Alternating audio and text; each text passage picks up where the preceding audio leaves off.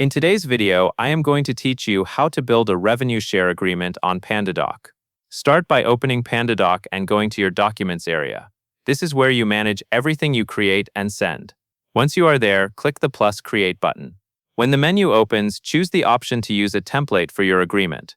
Using a template is helpful because it gives you a clean structure to work from and it keeps your formatting consistent throughout the document. After the template loads, focus on the main content where the agreement terms live.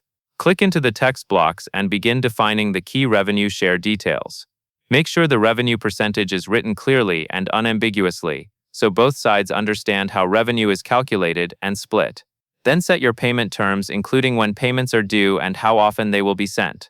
Finally, include audit rights in the same text block area, so the agreement explains if and how a party can review records related to revenue.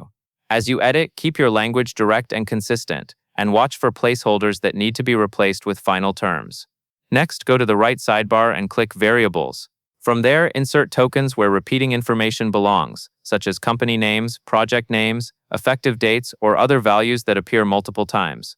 Tokens save time and reduce mistakes because you can update a value once and have it fill in everywhere automatically. Place these tokens carefully in the relevant text blocks so the agreement reads smoothly. Now click Fields and add the signing elements. Drag signature, initials, and date blocks into the signing area. Place them in a logical order and near the appropriate signature lines so signers can complete the document without confusion.